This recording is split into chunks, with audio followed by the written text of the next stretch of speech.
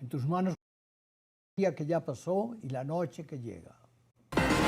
A continuación, RTVC Noticias, emisión central. Este programa es para toda la familia. No contiene escenas de sexo ni violencia. Los menores deben estar en compañía de los padres o un adulto responsable. Contiene sistema closed caption. Este programa fue financiado con recursos del Ministerio de las TIC. RTVC Noticias, emisión central.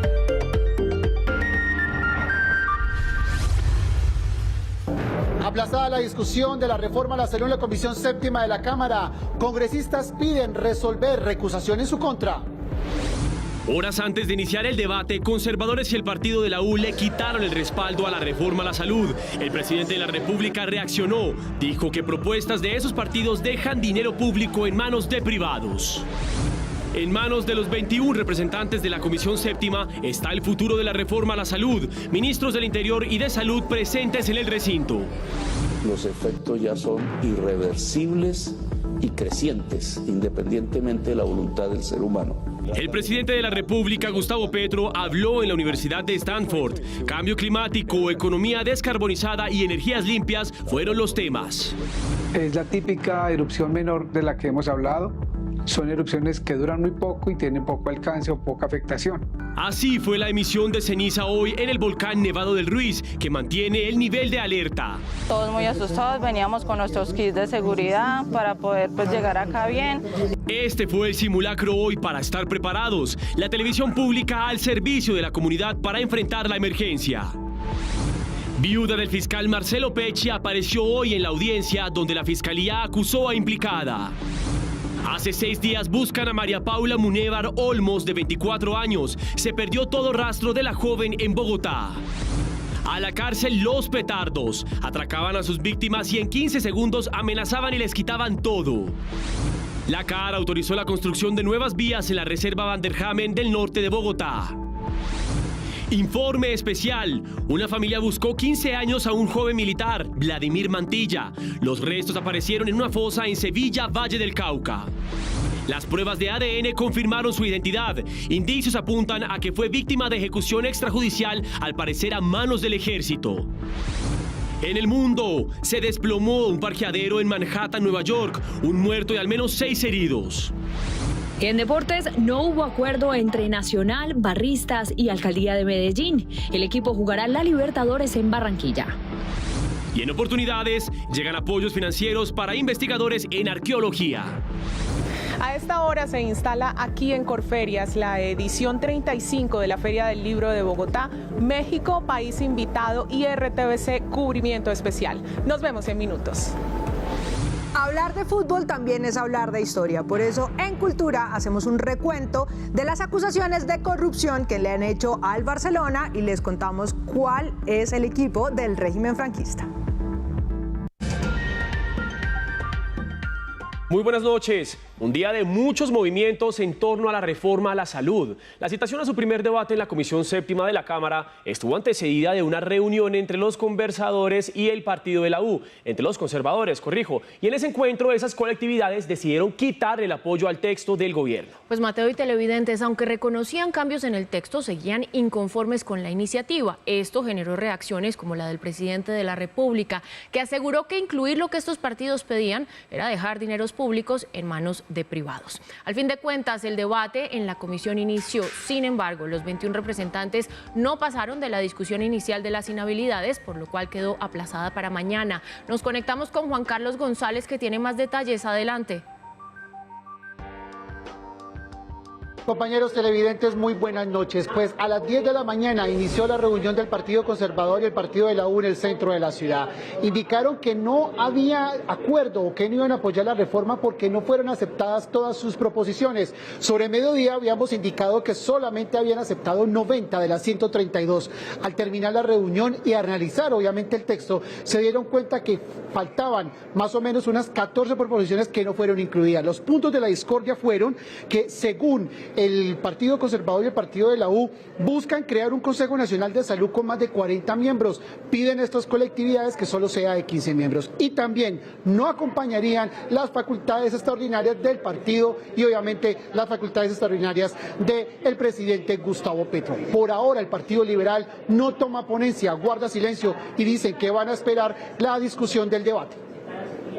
Los partidos conservador y de la U, tras una reunión de bancadas, anunciaron que como está la reforma a la salud, no la acompañarán. Aseguraron que el texto radicado no recogió todas las propuestas. Nosotros no vamos a aprobar la reforma ni la ponencia que existe hasta que, o por lo menos, que hayan incluido todas, totalmente las proposiciones que presentamos la semana pasada. Según el presidente del Partido Conservador, Efraín Cepeda, son 14 las proposiciones que no fueron tenidas en cuenta por el gobierno. Se deben incluir nuestras proposiciones y volvemos a repetir que hasta tanto eso no se haga, nuestros partidos, conservador y de la U, no votaremos la reforma a la salud. La instrucción de los jefes de los partidos a sus congresistas es abstenerse de votar, más no votar negativo, ya que la idea es que el gobierno pueda incluir a última hora en el proyecto todas las proposiciones. El presidente de la República, Gustavo Petro, y la vicepresidenta Francia Márquez salieron en defensa del proyecto de reforma a la salud. Aseguraron que es por el cual votó el pueblo que los eligió y que las propuestas de los partidos pretenden un retroceso en el sistema. El primer mandatario aseguró que la reforma a la salud es la prueba de fuego de la coalición mayoritaria del gobierno y reiteró que su línea roja es el manejo público del dinero del sistema. Son las reformas fundamentales que aplican el programa de gobierno que el pueblo eligió. Después de conocer la decisión de los partidos de la U y Conservador de no apoyar la reforma a la salud, que inició su debate en el legislativo, el mandatario envió un contundente mensaje a través de su cuenta de Twitter. No se pueden aceptar todas las propuestas de la U y el Partido Conservador porque nos devuelven a un mundo donde privados manejan el dinero público y la salud de los colombianos solo para hacer negocios particulares. Buena suerte. La vicepresidenta Francia Márquez también mostró su respaldo al proyecto. La salud que mereces es una que no te coloque en el paseo de la muerte, que no te ponga a tutelar para que te autoricen un diagnóstico, un tratamiento, un medicamento o una cirugía. Te mereces tener acceso a la salud como un derecho fundamental, no al negocio por encima de todo. El jefe de Estado reiteró que los ejes fundamentales de la reforma son que el dinero se maneje públicamente y deje de ser el escenario de robos, de crisis hospitalaria y de ineficiencia en la salud de los colombianos. Juan Carlos, ya sabemos que hoy comenzó ese primer debate, pero en realidad ¿en qué se avanzó y qué se espera que pueda ocurrir con la reforma a la salud en los próximos días? Pues Mateo, cuando se esperaba el estudio completo de las 3 ponencias que fueron presentadas en la Comisión Séptima de la Cámara, recordémoslos a todos los televidentes que es una ponencia negativa radicada por los partidos de oposición, también una ponencia a favor y una ponencia que radicó aparte el Partido Liberal. No se pudieron discutir las ponencias, solamente se discutieron las 5 inhabilidades que presentaron algunos congresistas por tener familiares que trabajan en torno a la salud. Y el punto central fue una recusación que llegó a la Comisión Séptima de la Cámara, donde indicaba que todos los congresistas por naturaleza tenían afiliaciones a la EPS. Esto daría vicios al debate. Por tal motivo pidieron levantar y aplazar el debate para reportar y más bien buscar una salida para que ellos no tuvieran inconvenientes con su curul y formar y mirar mañana cómo pueden aplazar, más bien mañana mirar cómo pueden continuar con el debate. Por hoy el debate fue aplazado. Cuando se esperaba un candente debate en la Comisión Séptima de la Cámara sobre la reforma a la salud, fue aplazado por petición de los congresistas para resolver una recusación. ¿Cuál es el afán? Hagamos las cosas bien hechas. Una clara estrategia de dilación de este debate que confronta de manera definitiva a quienes han violado sistemáticamente el derecho a la salud. Algunos representantes pidieron la suspensión de la sesión. Entonces yo le pido, presidente, que no ponga en riesgo nuestras curules.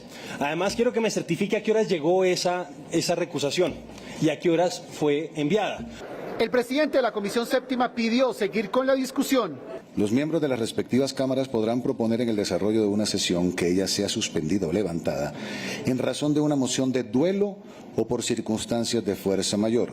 Así que, presidente, usted tiene la potestad de rechazar la recusación y darle trámite a este debate tan importante. De otro lado, el Partido Liberal no ha tomado decisión final sobre apoyar o no la propuesta. Las cargas por la reforma van así. Partido Conservador, 2 votos. Partido de la U, 2 votos. Centro Democrático, 2 votos. Cambio Radical, 2 votos, para un total de 8 votos negativos. Votos a favor, Pacto Histórico, 4 votos. Alianza Verde, 2 votos. Curulos de Paz, 2 votos. Y Partido Comunes, 1 voto, para un total de 9 votos a favor. El Partido Liberal tiene 4 integrantes y aún no define su voto. El presidente de la Comisión Séptima de la Cámara, Ahmed Escaf, citó también a la Comisión de Ética para resolver esta recusación que tiene implicados a los 21 congresistas de la Comisión Séptima de la Cámara. Se cita para mañana a las 10 de la mañana tomar de nuevo el debate, iniciar con la discusión de la ponencia y por fin dar inicio a lo que está esperando el país, cómo será la discusión y los cambios circunstanciales que podría tener la reforma a la salud. Desde el Congreso de la República, Juan Carlos González, RTVC Noticias, conectados 24/7. Juan Carlos, gracias por la información. Entre tanto, otros actores del sistema, como el gremio de los médicos y los pacientes, manifestaron sus posiciones frente a la reforma de la salud. Señalaron que si bien están de acuerdo con el cambio, aún hay aspectos con los que no coinciden del todo.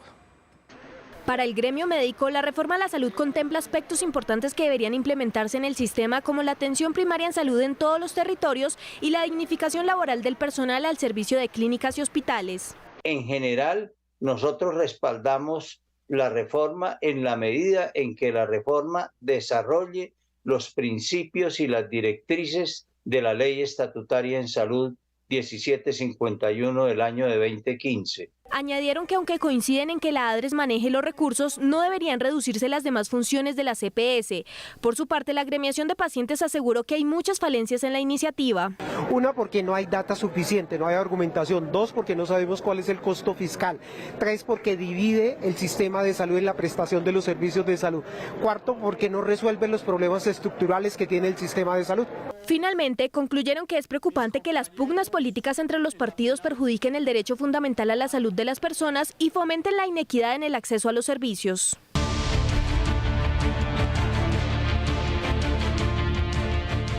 El presidente de la República, Gustavo Petro, cumplió su segundo día de agenda en San Francisco. El mandatario sostuvo algunas reuniones y dio una conferencia sobre cambio climático en la Universidad de Stanford.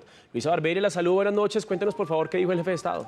Mateo y televidentes, muy buenas noches. El primer mandatario destacó el potencial de América Latina para generar energías limpias y avanzar así hacia una economía descarbonizada. Además, reiteró que considera una enorme equivocación seguir insistiendo en la explotación del petróleo, el gas y el carbón como la base del desarrollo económico del mundo. Presidente Petro. En medio de aplausos hizo su ingreso al auditorio en la Universidad de Stanford, en Palo Alto, California, el presidente Gustavo Petro, quien por cerca de 2 horas se dirigió a los estudiantes con un discurso magistral sobre la crisis climática en el mundo. El mandatario hizo un llamado a buscar caminos a las energías renovables y economías verdes. La humanidad tiene que dejar el petróleo y el carbón. Y entonces depender exclusivamente de eso es depender de un hilo que se va a romper. Y segundo, porque nosotros tenemos una enorme potencialidad y es que somos la región del mundo, de acuerdo a las actuales tecnologías, con más capacidad de generar energía limpia. Los estudiantes tuvieron un espacio para preguntarle al jefe de Estado colombiano, indagaron por la actual situación de Pedro Castillo y aseguró que no entiende por qué, si este no ha sido sentenciado por un juez penal, perdió sus derechos. ¿Por qué no es posible un pacto constituyente en vez de destituir a electos popularmente sin condenarlos, llevados a la cárcel sin condenarlos y perdiendo la presidencia no por decisión del pueblo, sino de 3 o 4 congresistas sin condenarlo? Eso sí me parece que es un golpe de Estado. Otra de las preguntas estuvo enfocada en las movilizaciones del pueblo colombiano. El presidente Gustavo Petro respondió: si la sociedad colombiana vuelve a salir a las calles, será porque quiere más. Quiere más transformaciones, más cambios. Ojalá pase. A mí me encantaría. En su agenda en California, Gustavo Petro sostuvo también una reunión privada con el director del Instituto Freeman Spogli y tuvo un encuentro con los directivos y el presidente de la Universidad de Stanford. Mañana el mandatario cumplirá agenda en Washington.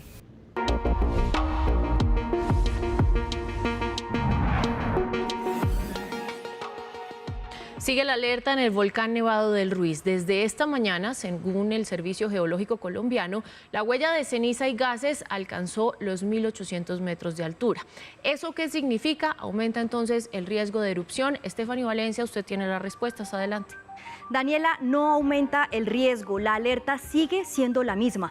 Las autoridades piden no generar pánico por notar a simple vista un aumento en la columna de ceniza. Según el Servicio Geológico Colombiano, es normal y más en un día como hoy en el que se registró buen clima.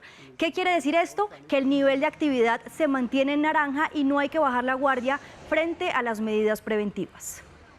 Así amaneció el volcán, con una columna de ceniza más alta que llamó la atención de los habitantes en zonas cercanas. Según el Servicio Geológico Colombiano, aumentó de 1.100 metros ayer a 1.800 metros hoy, con dirección al suroriente. Se pudo ver por el cielo muy despejado. Es la típica erupción menor de la que hemos hablado. Son erupciones que duran muy poco y tienen poco alcance o poca afectación. La actividad del volcán Nevado del Ruiz sigue siendo inestable. El fracturamiento de rocas se mantiene igual, lo cual aumentó levemente los sismos. Además, sigue la presencia de anomalías térmicas en el fondo del cráter. Personas en los alrededores dicen que en los últimos días han escuchado escalofriantes sonidos provenientes del volcán. Las autoridades aseguraron que este fenómeno es común en un nevado que se está desgasificando. Se han reportado ruidos en la parte norte del volcán. Eso está dentro de lo normal de un volcán que está en esta condición. No cambia la condición de que haya una probabilidad de erupción en términos de días o semanas. Como la alerta sigue latente, entidades locales y departamentales pidieron a los habitantes de las zonas de alto riesgo no bajar la guardia y seguir las recomendaciones de los organismos de socorro. Autoridades en el departamento de Caldas realizaron el primer simulacro de evacuación como medida preventiva. Lo hicieron en una vereda del municipio de Neira, en el que participaron al menos 100 personas, quienes hoy cuentan con más herramientas para actuar ante una posible erupción del volcán. El simulacro fue en la vereda San José del municipio Neira, en Caldas. Niños, adultos mayores y hasta las mascotas participaron de la evacuación. Corrieron de la mano de unidades de policía y socorristas hasta el punto de encuentro, que es la cancha de la vereda. 2 minutos 46 segundos para que toda la comunidad llegara. Aproximadamente 100 personas, 20 familias, quienes se evacuaron a este punto de encuentro. Todos muy asustados, veníamos con nuestros kits de seguridad para poder llegar acá bien. Pues salimos a correr, la verdad, a evacuar muy bien, gracias a ellos, y la verdad, llegando a dar el caso, esto nos salvaría.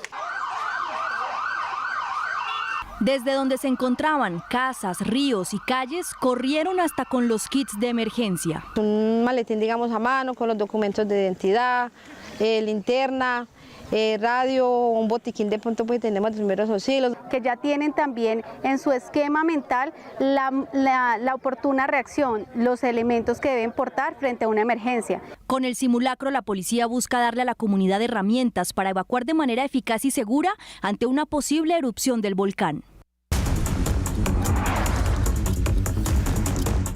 Durante un proceso de desalojo que se estaba llevando a cabo en el municipio de Yondó, en Antioquia, 13 policías resultaron heridos luego de que la comunidad agrediera a los uniformados con artefactos explosivos. Ismael Tobón los saludó y ¿qué dicen las autoridades frente a esto? Mateo, antes de responder esa pregunta, les voy a mostrar a continuación los videos de las cámaras de seguridad donde se observan cómo estos manifestantes empiezan a preparar los artefactos explosivos y posteriormente a lanzarlos a los uniformados del Escuadrón Móvil Antidisturbios. Esto ocurrió en el municipio de Yondó, en el Magdalena Medio antioqueño, en medio de un procedimiento de desalojo de un predio de propiedad de la empresa colombiana Ecopetrol. Esto, por supuesto, ha generado diversas reacciones y hace pocos minutos también se ha confirmado en medio de un consejo de seguridad precedido por el gobernador de Antioquia, Aníbal Gaviria, una recompensa de 50 millones de pesos para quien dé información y dar con estos presuntos responsables. En un momento nos lanzan una granada de fragmentación donde nos dejan unos uniformados lesionados. En el segundo momento, dentro de la contención, para evitar que estos delincuentes se tomaran nuevamente el predio, nos lanzan otro segundo artefacto explosivo donde nos hieren a un personal de nuestro UNDEMO que estaba realizando actividades de contención. Como les mencioné, esto ha generado diversas reacciones, especialmente a través de la cuenta de Twitter del gobernador de Antioquia, Aníbal Gaviria, donde ha confirmado que asciende a 14 el número de policías lesionados en este cobarde ataque con explosivos esta tarde en el municipio de Yondó. Reconfirma que en medio de este Consejo de Seguridad Extraordinario, pues decidieron ofrecer una recompensa de 50 millones de pesos para quien dé información y permita dar con los responsables, y aseguró que no habrá impunidad. En otra parte, mencionó el gobernador de Antioquia que condenamos este atentado terrorista que dejó 14 policías heridos en Yondó durante procedimiento de desalojo. Aseguró que no habrá y no van a descansar hasta dar con los presuntos responsables de este repudiable crimen. Envió también un mensaje de solidaridad a la fuerza pública y pronta recuperación a los uniformados. Así que estaremos muy pendientes y muy al tanto al desarrollo de esta información que se origina en el municipio de Yondó, en el Magdalena Medio antioqueño. Ismael Tobón, RTVC Noticias Conectados 24/7.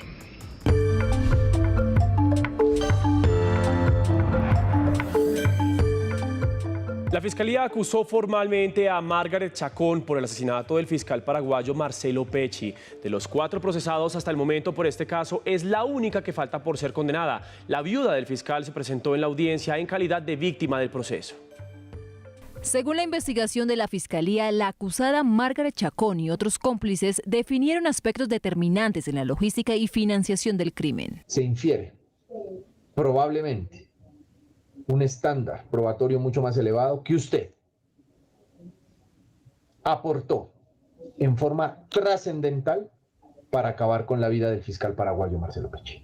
Claudia Aguilera, viuda del fiscal, apareció por primera vez después del asesinato de su esposo. El abogado representante de las víctimas pidió reconocer a Aguilera como parte en el proceso. Tanto de la viuda del doctor Marcelo Daniel Pecci Albertini en su condición de viuda y además de condición de madre del menor MDPA, quien es el hijo del fallecido doctor Marcelo Daniel Pecci Albertini. La defensa de la acusada pidió nulidad de la audiencia argumentando la falta de claridad por parte de la Fiscalía. No obstante, la diligencia judicial siguió su curso.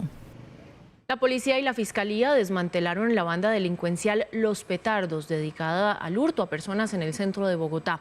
Las víctimas de estos delincuentes eran atacadas a plena luz del día y los 5 capturados tenían antecedentes judiciales. Cámaras de vigilancia pusieron al descubierto el accionar delictivo de Los Petardos. Luego de marcar su objetivo, este hombre de camiseta blanca inmoviliza a su víctima sujetándola fuertemente, incluyendo sus brazos, para evitar cualquier tipo de reacción. Los cómplices uno a uno y de manera inmediata lo golpean y roban los elementos de valor. La acompañante intenta evitar el ataque, pero es retirada por el delincuente que usa capota.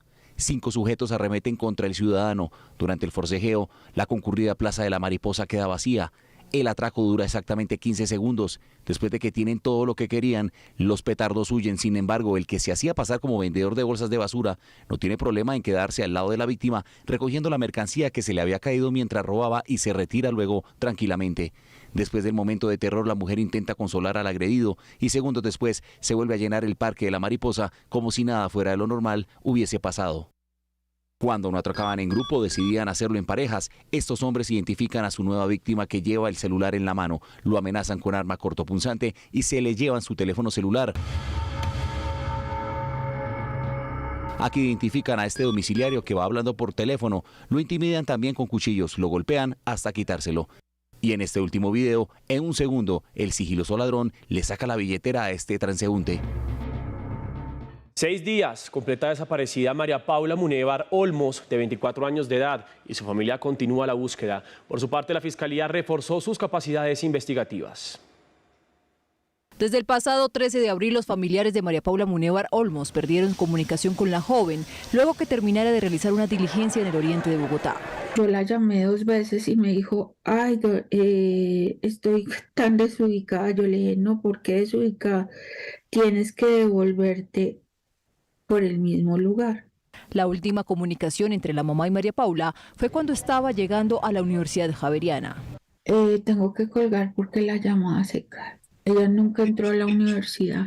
Ante rumores de la comunidad de haberla visto en otras zonas de la ciudad, la familia descartó que la joven se encontrara en esos sitios. La Fiscalía confirmó que están agilizando las labores de búsqueda. De no triplicar todas las capacidades de la Fiscalía, y hemos trabajado con un grupo especializado. Las autoridades están analizando las cámaras de seguridad, han realizado varias entrevistas y también buscan establecer los datos de ubicación arrojados por su teléfono celular.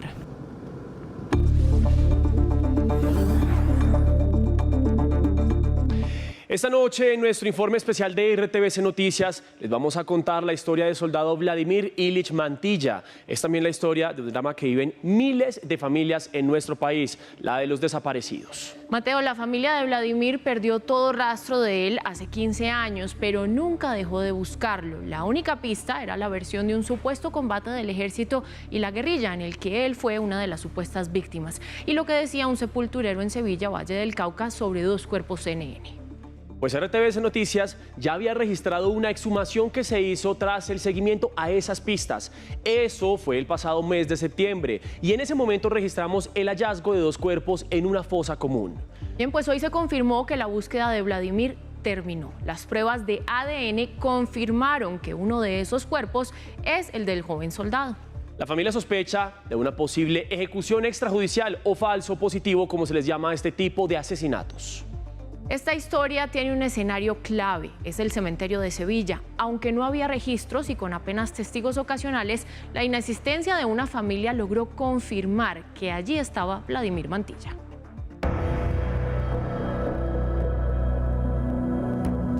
El 13 de febrero del 2008 murió el exsoldado Vladimir Ilich Mantilla en extrañas circunstancias junto a otro hombre en medio de un supuesto combate entre tropas del Ejército Nacional y la entonces guerrilla de las FARC en zona boscosa de un corregimiento cercano a Sevilla Valle.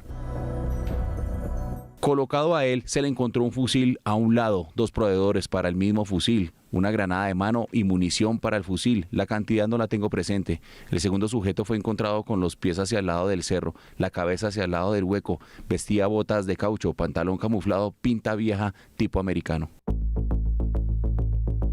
Los cuerpos que encontró el ejército fueron enterrados en el cementerio central de Sevilla Valle como personas no identificadas y, según las autoridades, violando todos los protocolos de ley.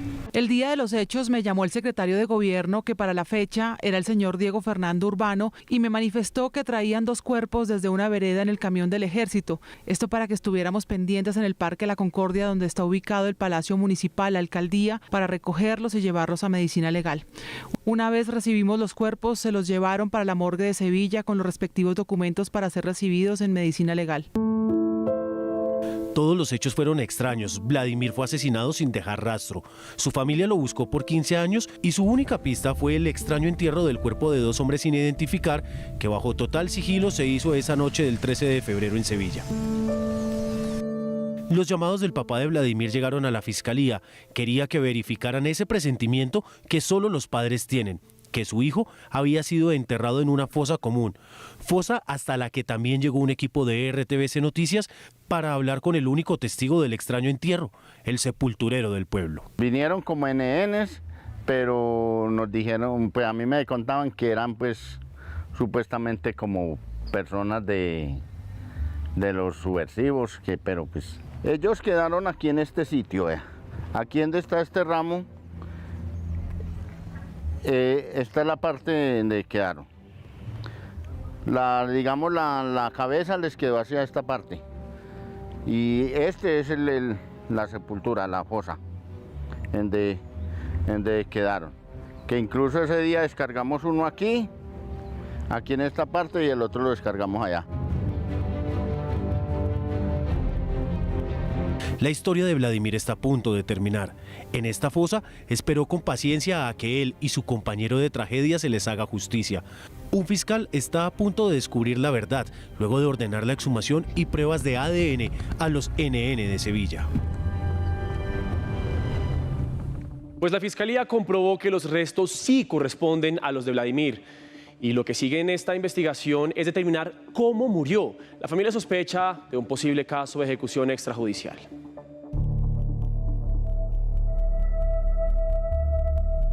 15 años pasaron, por fin la verdad se supo. En esta fosa sí fue enterrado Vladimir, ese joven que según el testimonio de 11 militares era un guerrillero de las FARC al que dieron de baja junto con otro hombre todavía sin identificar que también enterraron en esta fosa. El dictamen de medicina legal es certero. A los restos de Vladimir le hicieron pruebas de ADN que cotejaron más de 20 veces con su papá. El individuo analizado es un hijo biológico de Alberto Mantilla Moreno. La espera terminó. La familia de Vladimir podrá enterrar a su hijo, aguardando que, tal como se lo pidieron a la fiscalía, se llegue al fondo de los hechos. Yo me puse a buscarlo y le solicité a mi hija Angélica y ella averiguó por medio de unos contactos de unos amigos y se enteró ella que lo habían enterrado en Sevilla Valle. Tengo conocimiento que fue asesinado en Sevilla Valle y el ejército lo hizo pasar por guerrillero. Y es que en el caso hay muchas dudas que ponen en tela de juicio la versión del supuesto combate. Aproximadamente a las 10 de la noche del día 12 de febrero de este año, mi coronel me informa que hay una información de un grupo de 6 a 8 bandidos que pasaron por el área general de La Chorrera, jurisdicción de Sevilla Valle. Por lo tanto, con mi pelotón cumpliría la misión 017 Feudo. Como a la 1:30 de la madrugada del 13 de febrero, íbamos subiendo a un cerro alto y de pronto empezamos a escuchar disparos o explosiones que procedían de la cima del cerro contra nosotros. Ahí ordené al cabo primero Ariza Amado Reinel que con su equipo envolviera por la parte izquierda repeliendo el ataque, mientras que con mi equipo continuábamos subiendo el cerro y envolviendo por la parte derecha. Este cruce de disparos duró entre 15 a 25 minutos aproximadamente.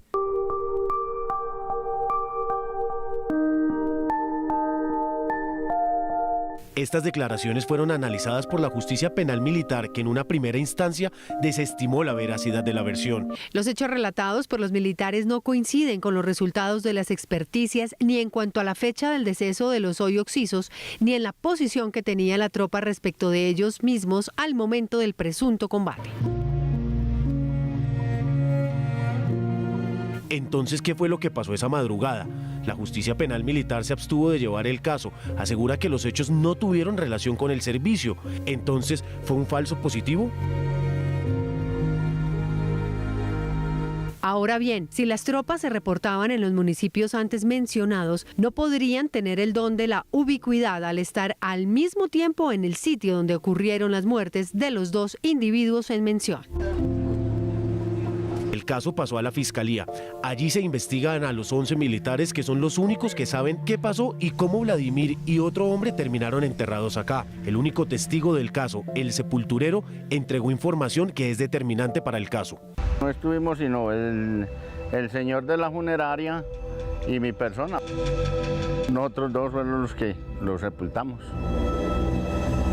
Él venía en un plástico, pero esos plásticos se los abrimos para poder que ellos descompusieran. Ya estaban generando olor porque pues ellos siempre estuvieron como un día o varios días en la parte donde los encontraron. La justicia tiene evidencia suficiente para creer que en este, que podría ser otro de los llamados falsos positivos, además hubo complicidad por parte de varios funcionarios. Una de las dudas es cómo no existió un registro de los misteriosos entierros y por qué nunca nadie dejó evidencias, como lo exige la ley, de que 2 personas fueron abandonadas en las raíces de este árbol. En RTVC consultamos al actual párroco de la Basílica Menor de Sevilla Valle y aunque para la época no oficiaba en el municipio, nos explica cuáles son los requisitos de ley para un entierro. Hay una información que debe ser enviada aquí antes de proceder a la inhumación. ¿No se puede enterrar ninguna persona sin esa autorización de ustedes? No se debe enterrar. No debe enterrar porque, pues por un lado, por la gente, luego, ¿quién va a dar razón de estas personas no identificadas? ¿Y de esto se deben dejar registros? Sí, todo, registro y sobre todo la información. ¿Se sabe si para ese momento se hizo registro de esos cuerpos? Ahí sí no tengo, porque como es, digamos, para este procedimiento que hicieron ahorita, está toda la documentación. ¿De cuándo se enterraron? No, la documentación de la exhumación, como tal. Sí. También consultamos sobre el misterioso entierro a las autoridades municipales. Sobre estas personas queda un archivo después de que son inhumadas para posiblemente en el futuro identificarse. Se debe de tener el archivo 5 años en la dirección local y 10 años en el archivo central. ¿Tenían ustedes conocimiento de pronto de que este caso pudo existir? La verdad, personalmente no tenía conocimiento del caso. La Fiscalía está a punto de tomar decisiones en el caso, en el que se pondría en evidencia además una presunta relación entre grupos paramilitares e integrantes del Ejército Nacional. Precisamente la Fiscalía está a punto de tomar decisiones que podrían vincular a por lo menos 11 militares que participaron en la operación Feudo, en la que supuestamente murió Vladimir Mantilla. Hasta aquí nuestro informe especial. Mateo, siga usted con más noticias.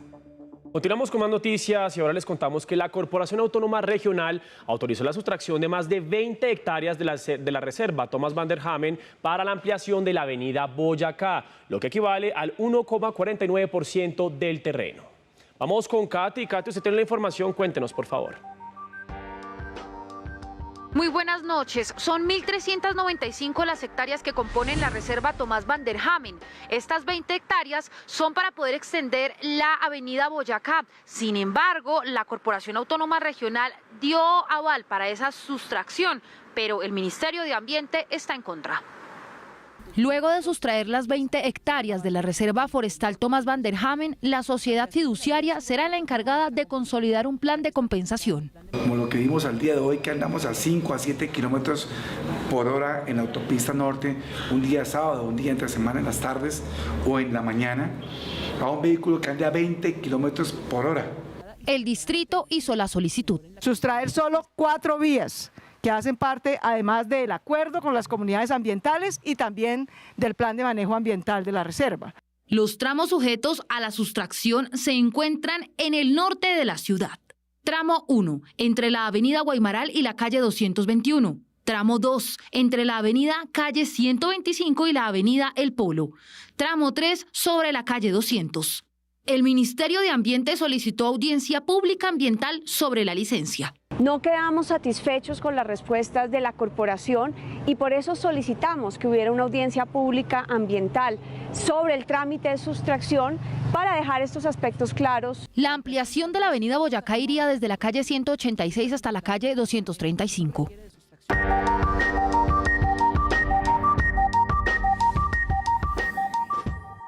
En 10 meses son 59 los migrantes irregulares que han desaparecido en aguas de la isla de San Andrés, según informó la Procuraduría.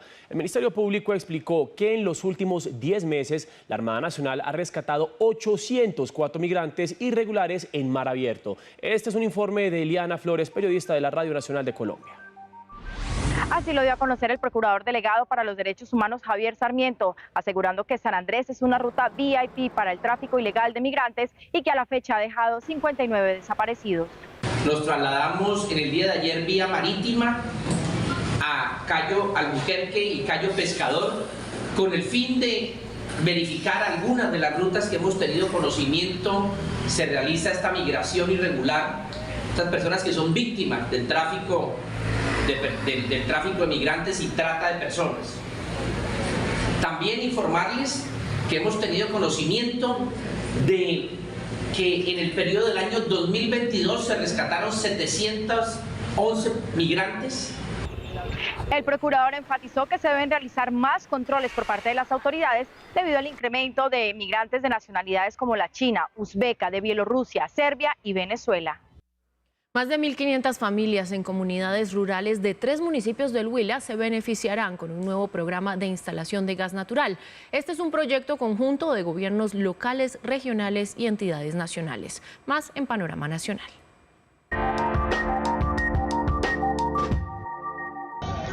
En paro de 48 horas están los docentes de Santander, quienes pidieron detener la reestructuración del cuerpo docente que está ocasionando la fusión de grados y desmejorando la calidad educativa. Afirmaron que con esta medida se reduce la cantidad de profesores. Los habitantes de San Juan de Arama en el Meta denunciaron irregularidades en la prestación del servicio de salud. Aunque cuentan con las instalaciones adecuadas para ser atendidos, no hay profesionales suficientes, por lo que piden aumentar la planta de médicos. Momentos de pánico vivieron visitantes de un centro comercial en Soledad Atlántico, luego de que un grupo de hombres intentara robar un camión de valores. En cámaras de seguridad quedaron registrados los delincuentes, quienes fueron enfrentados por un vigilante quien, al ver que estaban armados, no actuó. Taxistas de Pasto le pidieron a la alcaldía que implemente y ejecute planes de acción en contra del transporte informal, que se ha incrementado. Afirman que esto les está afectando económicamente.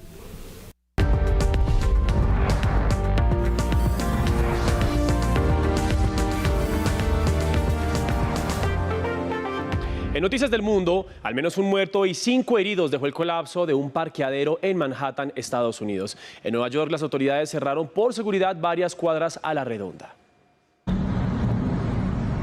Uno a uno fueron cayendo los vehículos cuando hacia las 4:15 de la tarde se registró este hecho en el que la estructura de 4 pisos del aparcamiento se vino abajo, dejando atrapados varios de ellos con personas adentro. Tras la emergencia, el Cuerpo de Bomberos de Nueva York llegó a atender la situación en busca de personas heridas, mientras que las autoridades evacuaron el edificio de la Universidad Pace. Algunas de las personas que han sido rescatadas fueron trasladadas a centros asistenciales. Ante el latente riesgo de daños estructurales que pudieran generar un nuevo derrumbe, el personal rescatista fue evacuado del edificio. En su lugar, rescatistas trabajan con perros, robots y drones. Las causas del derrumbe aún son desconocidas para las autoridades.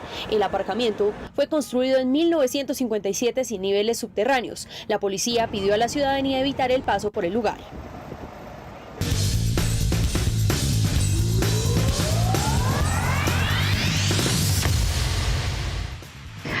Buenas noches, bienvenidos a la información deportiva. Los saludamos aquí desde la ciudad de Medellín.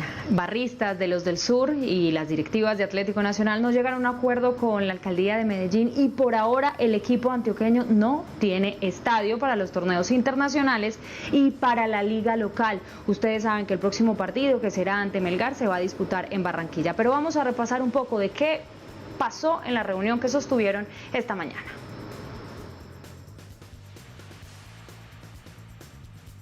No llegaron a un acuerdo tras la última reunión con las autoridades, situación que tienen veremos la localía del club antioqueño de cara a los compromisos por Liga Colombiana y torneo internacional.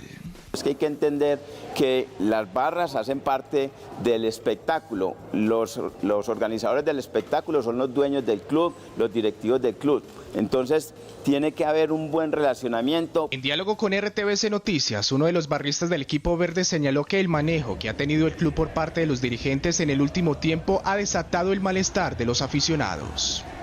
Eso estaba anunciado, estaba muy desde el año pasado, desde que nos sacó al arriero, desde que nos sacó a Joari Moreno, nos sacó al Turro Álvarez, nos colocó los bonos más caros de Colombia. Aseguran que los desmanes del pasado domingo se habrían podido evitar. Pidieron la renuncia del cuerpo directivo del Atlético Nacional.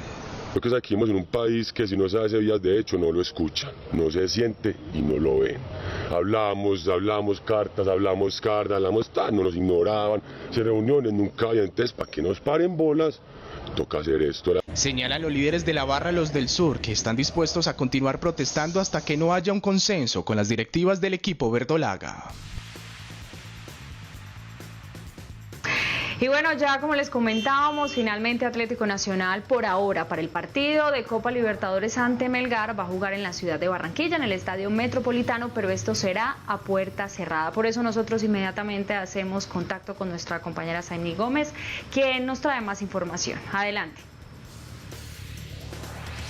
Hola Vanessa, muy buenas noches. La decisión de realizar este partido aquí en la ciudad de Barranquilla se toma luego de que el alcalde Jaime Pumarejo recibiera varias solicitudes por parte de la alcaldía de Medellín, de la Conmebol y de Atlético Nacional. La realización de este partido será el jueves 20 de abril a las 7 de la noche. Y es que se realizará a puertas cerradas debido a que aquí en la ciudad de Barranquilla la fuerza pública se encuentra en estos momentos concentrada en capturar a 78 personas que están señaladas de los delitos de homicidios, hurtos y extorsiones. El alcalde de Barranquilla, Jaime Pumarejo, confirmó que recibió por parte de las agremiaciones de fútbol el aval para permitir que Nacional juegue su partido de Copa Libertadores frente a Melgar de Perú en el Estadio Metropolitano. Nosotros recibimos una petición, se la comunicamos al alcalde de Medellín, con quien dialogamos para saber cuál era la situación de fondo. Al mismo tiempo hablamos luego con los diferentes gremios de fútbol y también hablamos con Nacional para estar tranquilos de que cuando se tomara una decisión tuviéramos toda la información a la mano. Este encuentro se realizará el jueves 20 de abril a las 7 de la noche y será a puerta cerrada. Puerta cerrada porque en este momento estamos adelantando, como hemos dicho, la captura de 78 bandidos que están sindicados o serán imputados por homicidio, por extorsión y estamos buscándolos en toda la ciudad.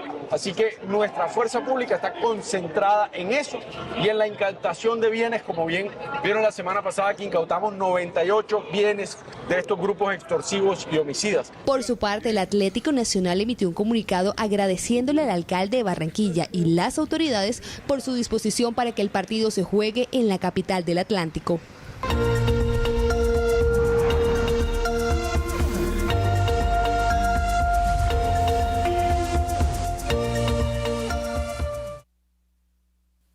Bienvenidos a las noticias culturales. Hoy comenzó oficialmente la Feria Internacional del Libro en su edición número 35. Hoy fue el evento inaugural y allá está Yajaira Perea, que por estos días está haciendo una residencia temporal en la Casa Real de la Cultura. Yajaira, primero bienvenida y segundo, ¿cómo se vivió ese primer día de feria? Hola, ¿qué tal, Laura? Muy buenas noches. Yo la saludo desde este recinto donde se lleva a cabo el evento de apertura de la Filbo 2023. En este evento participan la vicepresidenta de Colombia, Francia Márquez, también está la alcaldesa de Bogotá, Claudia López, la ministra de Educación, Aurora Vergara Figueroa, y también una invitada especial, speaker, la escritora nigeriana Chimamanda Ngozi Adichie, quien está hablando sobre raza, sobre política y también sobre sus orígenes. On the question of changing the world, I have always believed that culture should be given primacy. Not because it is more important than economics or law. Hoy, como lo mencionábamos, desde mediodía se abrieron las puertas de Corferia para recibir a los visitantes en esta fiesta del libro y además de la cultura. Aquí, un resumen de cómo se vivió esta jornada. El principal encuentro en torno al libro, la industria editorial y toda la cadena que implica una publicación o historia por escrito abrió sus páginas en Corferias. Estamos muy emocionadas de recibirlos a todos porque son más de 2.000 actividades en 15 días. Son 53.000 metros cuadrados que desde el mediodía de hoy están habilitados para el público. Expositores, salas y visitantes se encontrarán con las raíces españolas, indígena y africana. Hay unos vasos comunicantes entre los latinoamericanos y entre esa escritura y cómo se aborda la territorialidad. En la Filbo, los lectores de todas las edades se encuentran para descubrir los mundos posibles que brindan los libros. Para mí es una verdadera delicia estar en la Feria del Libro. Venimos a buscar experiencias nuevas, a mirar diferentes culturas. RTVC Noticias está presente en la Feria del Libro. Los esperamos en el pabellón 8, nivel 2, número 332, con entrevistas, invitados y nuestra programación. Como parte de su discurso en este evento inaugural de la Feria del Libro de Bogotá, la escritora nigeriana invitada habló sobre la raza, pero también de la importancia de la diversidad y de la igualdad. En un país de múltiples identidades realmente no existe igualdad. Las personas tienen múltiples identidades, no tienen que escoger y eso es importante. Tienen que importar todas por igual. Hoy en el mundo es muy común oír que las personas son descalificadas por su identidad. Arrancó la Feria del Libro de Bogotá y aquí en RTVC Noticias usted puede seguir el minuto a minuto, la agenda, porque tenemos invitados y también lo que pasará en esta jornada. Recuerden, hasta el 2 de mayo estará esta actividad presente no solo en Bogotá, sino también descentralizado en varias ciudades del país. Los esperamos en nuestra emisión de las 12 del día y también de las 7 de la noche. Además, tenemos un stand muy especial. Acá los esperamos. Hasta pronto, Laura. Should be important to her.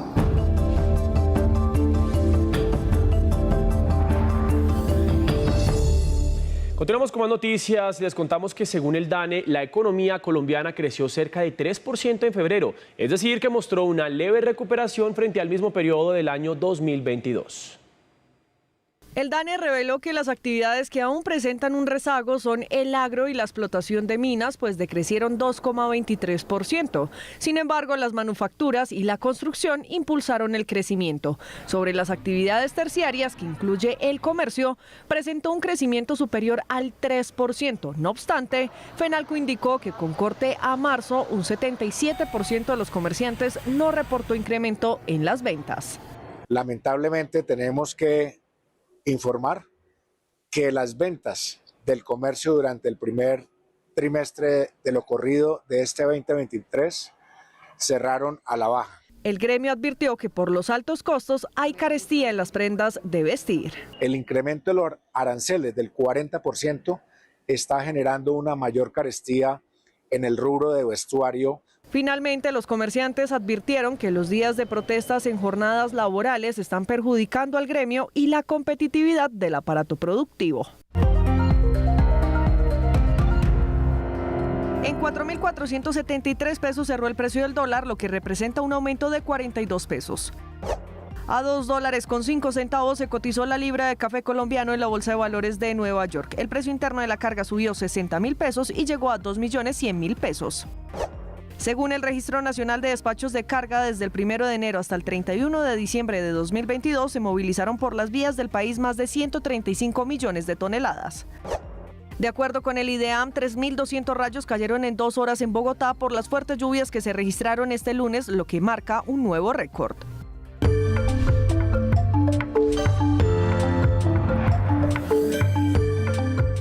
Por vencimiento de términos, un juez le otorgó la libertad a Milton Jiménez, el guardia del IMPEC investigado por su presunta participación en la fuga del narcotraficante alias Matamba de la penitenciaría La Picota. Más hechos del día en un minuto.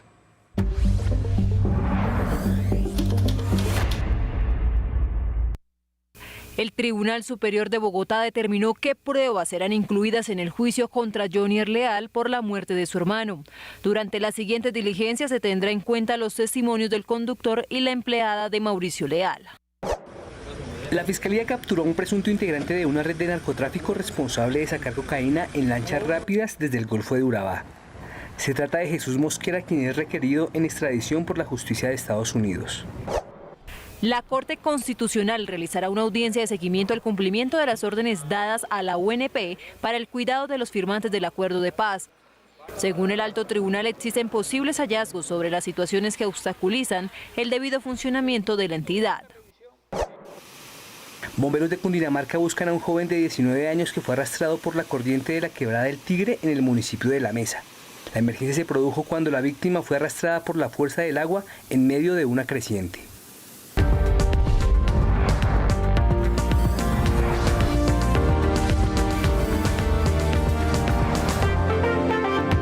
Seguimos muy atentos de lo que pasa en Sudán, porque a pesar del cese al fuego de 24 horas alcanzado entre los generales rivales que se disputan el poder del país africano, los intensos combates continúan en varias ciudades y dificultan evacuaciones y apoyo médico. Camila Bradford, vamos con usted. ¿Qué es lo que se está diciendo de esta situación?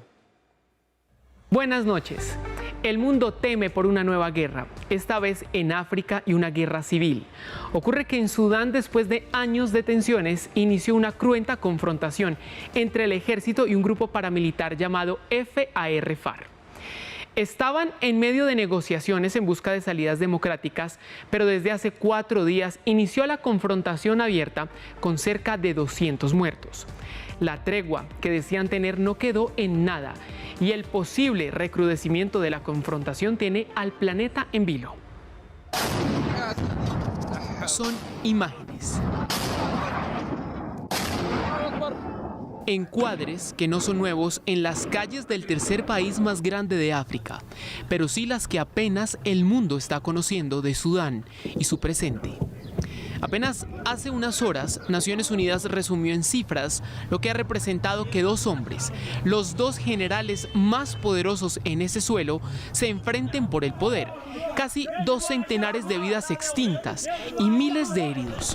El fuego cruzado es omnipresente y se perpetúa aún con el alto al fuego alcanzado y mediado por Washington entre el jefe del ejército, el general Al-Burhan, líder de facto del país, y quien fuera su número 2, el jefe del grupo paramilitar Fuerzas de Apoyo Rápido. Llamé a los generales Burhan y Hemedti, instándolos a aceptar un alto el fuego de 24 horas para permitir que los sudaneses se reúnan de manera segura con sus familias y obtengan suministros. De fondo, los civiles, expuestos en su integridad física. Norte, sur, este y oeste ven el desfile de artillería pesada, aviones de combate y las ráfagas de las armas rivales. Durante los últimos 4 días la gente se ha quedado sin agua, comida, la electricidad ha sido racionada, en algunos lugares totalmente desconectada. Este es apenas uno de los llamados de Naciones Unidas y la Cruz Roja Internacional, pidiendo accesos y corredores humanitarios para al menos aliviar el caos en Sudán. Llegamos a oportunidades. Atentos investigadores en arqueología del país. Acá les vamos a contar cómo aspirar a apoyos financieros. En oportunidades para investigadores, vaya a la página estimulos.icam.gov.co. Acá encontrará las 15 categorías para postular como desigualdades sociales, investigación en arqueología, creación de podcast, contenido editorial para público infantil, entre otras. De clic en la opción que más le interese, donde encontrará los parámetros de la convocatoria. Atentos, porque tienen que seleccionar formulario de inscripción, llenen sus datos personales y sigan el paso a paso. Y mucho ojo, tienen plazo de aplicar hasta el 20 de abril de 2023. Y muy importante, recuerden que si quieren seguir informados 24/7, nos encuentran en todas nuestras redes sociales como RTVC Noticias.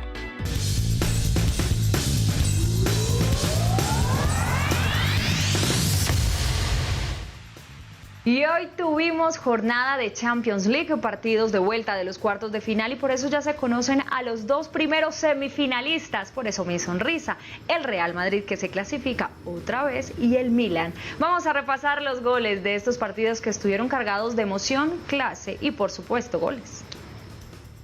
Para convertir el 1-0 del Real Madrid en Londres y el global 3-0. Es muy bien por el portugués y mejor la definición del hombre campeón del mundo en Rusia 2018. Luego centro de 3 dedos y la definición de Víctor Osimhen. Al final el Napoli no pudo y perdió por un global de 2-1 y el Milan clasifica una semifinal de Champions después de 16 años de ausencia. Su rival será el Inter o el Benfica. Y seguimos en Europa, pero en esta ocasión seguimos hablando de los casos de corrupción que están pasando en España, más que todo con el Barcelona. Por eso Paula Fresneda nos trae más detalles de cómo va la investigación. Paula, muy buenas noches, adelante.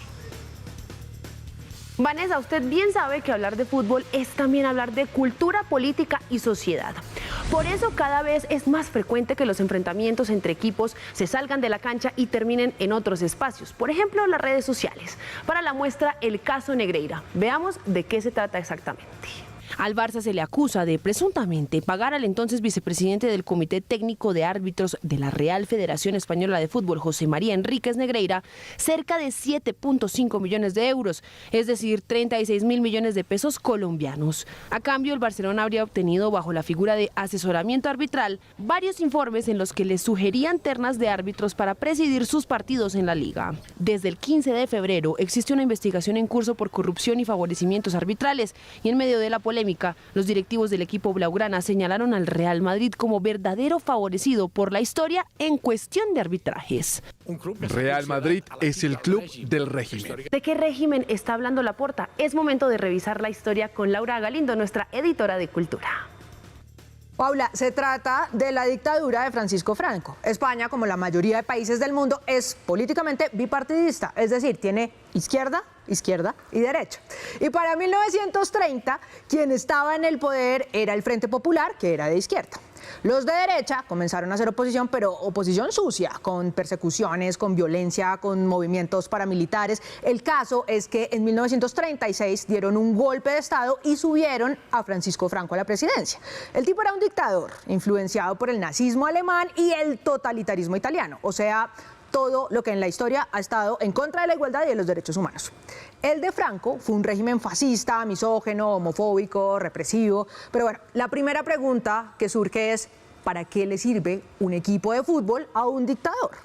El fútbol, como es el deporte rey y el que mueve más pasiones, ha sido un arma ideológica de los dictadores para manipular las ideas del pueblo y hacerse propaganda. Por ejemplo, Mussolini hizo que Italia ganara el Mundial de 1934 para tener a todos los italianos contentos y creyendo en su dictadura. Lo mismo hizo Hitler con Alemania en 1938.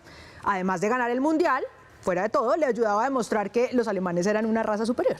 Así que no tendría nada de raro que Franco también tuviera un equipo de su lado. La segunda pregunta entonces es, ¿de verdad el Real Madrid es el equipo que fue de la dictadura de Franco, como dice el señor Laporta? Pues Laura, todas las historias tienen dos lados. Ya vimos el del Barcelona y lo justo es que también veamos el del Real Madrid. En este video publicado por los madridistas en su cuenta oficial de Twitter, aseguran que el verdadero equipo del régimen franquista es el Fútbol Club Barcelona y dan las siguientes razones. Primera, el Camp Nou, el estadio mítico del Barça, fue inaugurado por José Solís Ruiz, ministro general de Franco. Número 2. En 1965, el club otorgó la insignia de oro y brillantes a Francisco Franco y no contentos con eso, lo nombraron socio de honor. Y tercera, con estos recortes de periódico que están viendo en pantalla, recordaron que Franco salvó al Barcelona 3 veces de la quiebra. Así que Laura, le propongo que saque usted sus propias conclusiones. Paula, vea, yo la verdad es que creo más en el arte que en el fútbol y me rijo por lo que decía el poeta Federico García Lorca. Uno no es del equipo de sus amores, sino del equipo de su amor. Y es que Lorca, que entre otras cosas fue perseguido y fusilado en la dictadura de Franco por ser comunista y homosexual, era hincha del Atlético Madrid porque su amor, el futbolista Rafael Rodríguez Raspún, jugaba ahí. Todo esto para decirle que, fiel a lo que decía Lorca, yo me voy con el equipo del que son hinchas en mi casa. Y de paso la dejo con esta canción que compuso Lorca, porque además de todo, el tipo era pianista. Se llama Anda, Jaleo, Jaleo.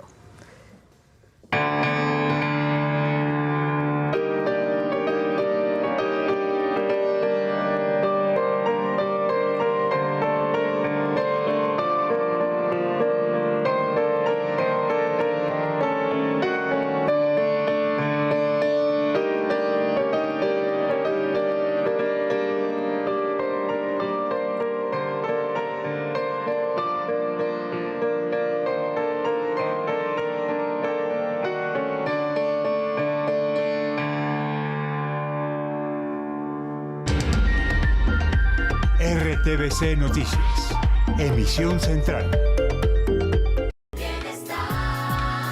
Me conoces, mírame bien si sabes de mi padre, mi madre o mis abuelos. Quiero sentir la alegría. Me conoces, ven por mí. Es tiempo de encontrarnos, dame todo tu apoyo, muéstrame el camino para ser un campeón. Me conoces, soy yo, me conoces, ven por mí. Me conoces, mírame bien si sabes de mi padre, mi madre o mis abuelos. Quiero sentir la alegría. Me conoces, ven por mí. Es tiempo de encontrarnos, dame todo tu apoyo, muéstrame el camino para ser un campeón. Me conoces, soy yo, me conoces, ven por mí. Me conoces y aquí estoy. A continuación, señora Isabel.